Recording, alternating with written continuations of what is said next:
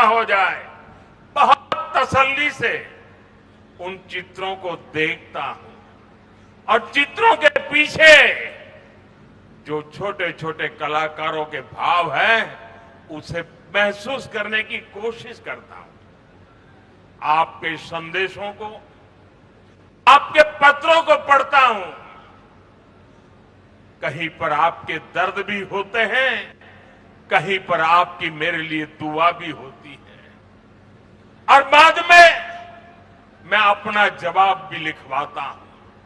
और ये प्रक्रिया जब से चुनाव शुरू हुए तब से चल रही है।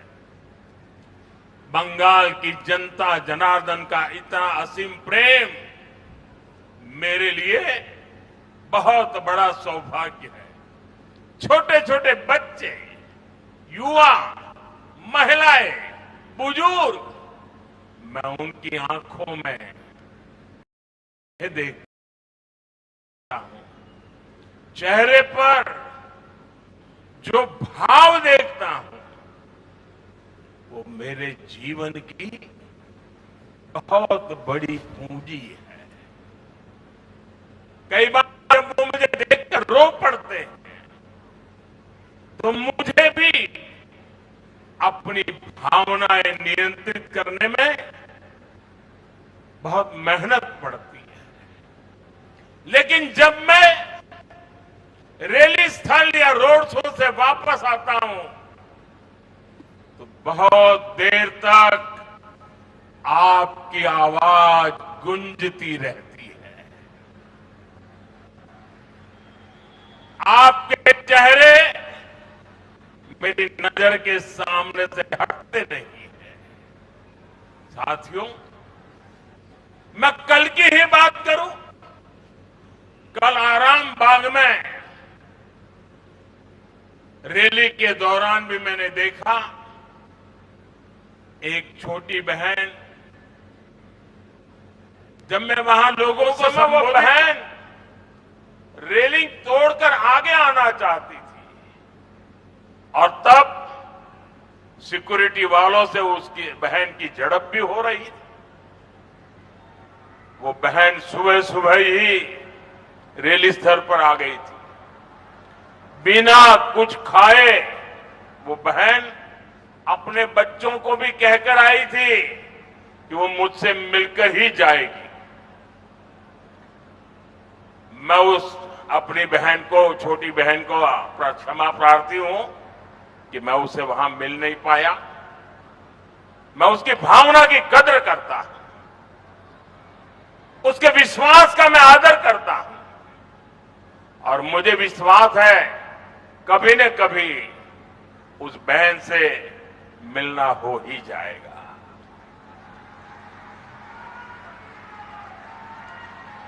उस बहन का आशीर्वाद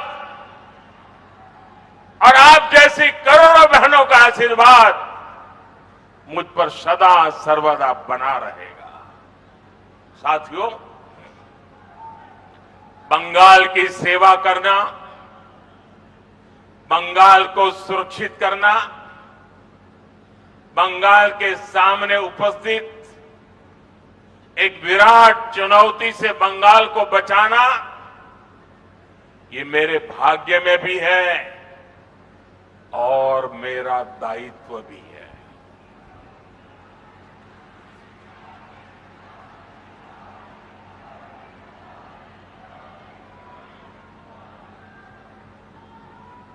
और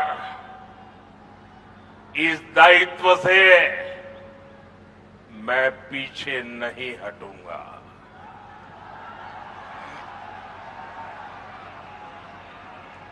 साथियों, पश्चिम बंगाल का ये चुनाव बंगाल के साथ साथ पूरे पूर्वी भारत का, हिंदुस्तान के पूर्वी हिस्से का, पूर्वी भारत का भाग्य बदलने का भी चुनाव है। अतीत में जब भारत समृद्ध था तब उसके 3 मजबूत स्तंभ थे।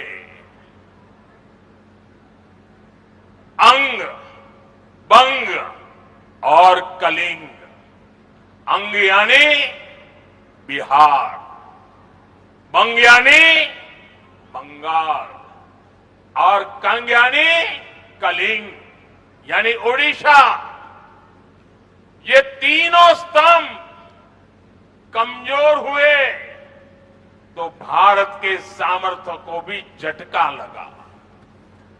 साथियों, आज भारत जब विकसित होने के लक्ष्य के साथ आगे बढ़ रहा है तो अंग, बंग और कलिंग का मजबूत होना बहुत जरूरी है।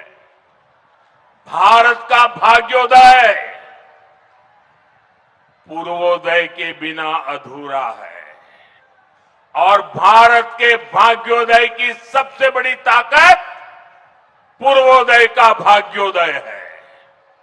और इसलिए भारत का भाग्योदय और पूर्वोदय दोनों एक दूसरे की पूरक शक्ति है। और इसलिए मैं 2013 से प्रधानमंत्री बनने से पहले से इस बात को पूरे कमिटमेंट के साथ कह रहा हूं कि जब पूर्वी भारत आगे बढ़ेगा, पूर्व का उदय होगा तो देश आगे बढ़ेगा। बीते समय में अंग यानी बिहार ने कमल खिलाया है, कलिंग यानी ओडिशा ने कमल खिलाया है, अब बंग यानी बंगाल की बारी है।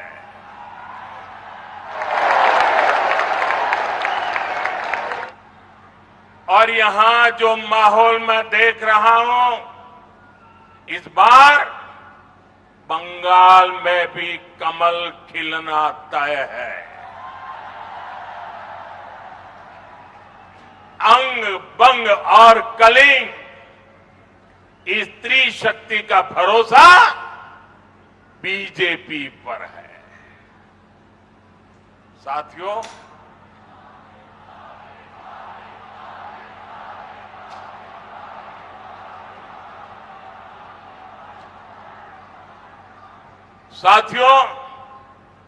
यही बंगाल, यही प्रेसिडेंसी रीजन है जिसने जनसंघ को राजनीतिक आधार दिया था।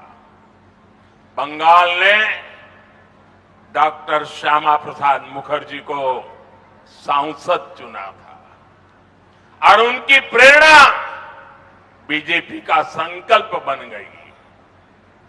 जम्मू कश्मीर से आर्टिकल 370 हटाकर हमने डॉक्टर मुखर्जी का एक संकल्प पूरा किया है। अब हमारे सामने डॉक्टर मुखर्जी का एक और संकल्प है। वो संकल्प है बंगाल की समृद्धि और शरणार्थियों की समस्याओं का पूरा पूरा समाधान। और बंगाल में बनने जा रही बीजेपी सरकार डॉक्टर मुखर्जी के उनके इस संकल्प को पूरा करके दिखाएगी। साथियों, भारत की प्रगति, संस्कृति और आजादी में बंगाल की संतानों ने बहुत बड़ी भूमिका निभाई है। यहां से कुछ ही दूरी पर ऋषि बंकिम जी का घर है। ये कितना बड़ा संयोग है जब वंदे मातरम के 150 साल पूरे हुए हैं, तभी बंगाल भी एक ऐतिहासिक परिवर्तन करने जा रहा है। साथियों, वंदे मातरम गुलामी से मुक्ति का मंत्र बना था। 21वीं सदी में वंदे मातरम को हमें बंगाल के नव निर्माण का मंत्र बनाना है। मैं बंगाल के हर परिवारजन को भरोसा दिलाता हूं, हम सुजलाम सुफलाम को नीति बनाएंगे, शस्य श्यामलाम को रोजगार की प्रेरणा बनाएंगे, मलयज शीतलाम को सुख समृद्धि का स्रोत बनाएंगे और दुर्गा की शक्ति को सुरक्षा और न्याय की गारंटी बनाएंगे।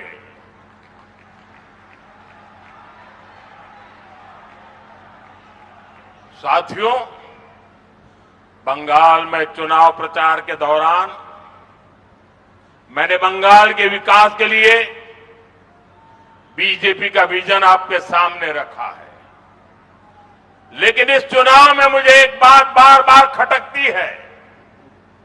इस चुनाव में टीएमसी के नेताओं ने एक बार भी मां, माटी, मानुष का नाम तक नहीं लिया।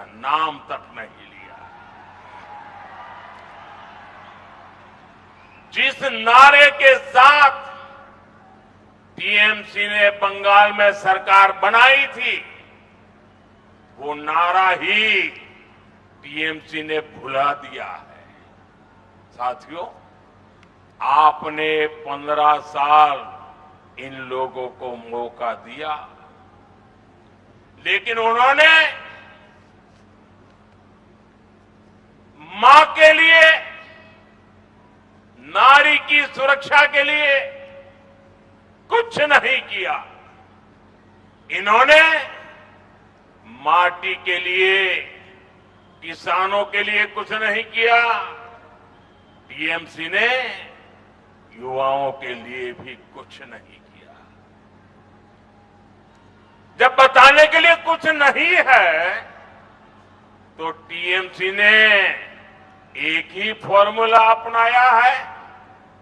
टीएमसी का फॉर्मूला है, गाली दो, धमकी दो, झूठ बोलो, जोर से बोलो, बार बार बोलो।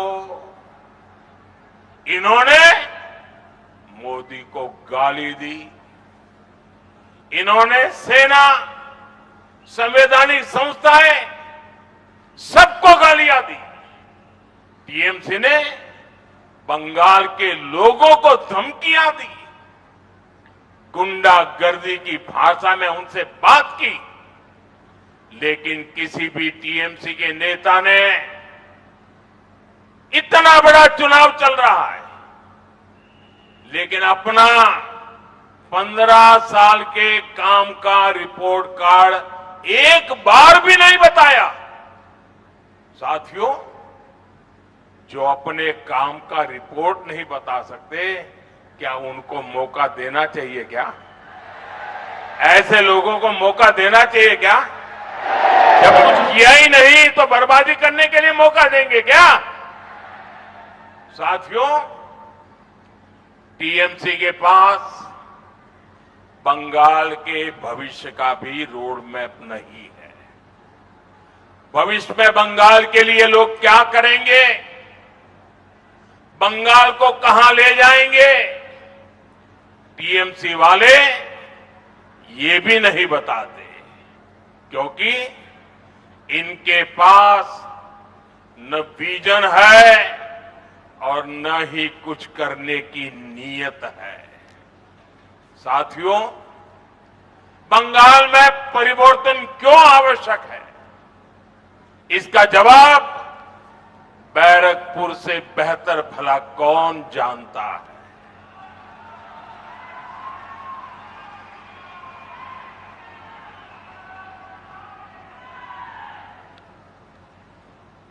जिस बैरकपुर में बाहर से लोग काम के लिए आते थे, आज स्थिति ये है, वहां से लोग पलायन के लिए मजबूर है। जहां कभी मिलों, फैक्ट्रियां और कारखानों से मशीनों की आवाजें आती थी, वहां अब बमबाजी, और गोलियों की गूंज रहती है। साथियों, इस क्षेत्र की पूरी औद्योगिक बेल्ट बेहाल होती जा रही है। ऑकलैंड जूट मिल के साथ क्या हुआ, ये आप सभी ने देखा है। शाम को श्रमिक काम से आए, थके हारे सो गए, सुबह फिर काम पर गए तो देखा गेट पर ताला लग चुका था।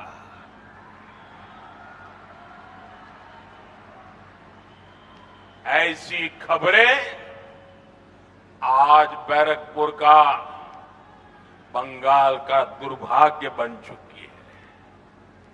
यहां जूट मिले, पेपर मिले, कपड़ा उद्योग, एक के बाद एक ये सब बंद हो रहे हैं। बीते कुछ महीनों में ही बैरकपुर इंडस्ट्रियल बेल्ट में करीब 1 दर्जन जूट मिलें बंद हो चुकी है। साथियों, एक तरफ आपको रोजगार देने वाली मिलें बंद हो रही है और दूसरी तरफ गुंडों को रोजगार देने वाली कच्चे बम की फैक्ट्रियां फल फूल रही है। टीएमसी के सिंडिकेट की दुकानों का विस्तार हो रहा है।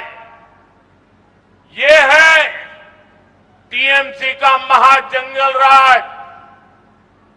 आप सोचिए, आपको अपना मकान, दुकान, खेत खलिहान का फैसला करना हो तो टीएमसी के सिंडिकेट को पूछना होता है। तो फिर नई फैक्ट्री और कारखाने लगाने के लिए क्या क्या नहीं करना पड़ता होगा। इसलिए टीएमसी के इस सिंडिकेट को भगाना ही होगा, टीएमसी को हराना ही होगा। हराओगे, पूरी ताकत से हराओगे। साथियों, बीजेपी सरकार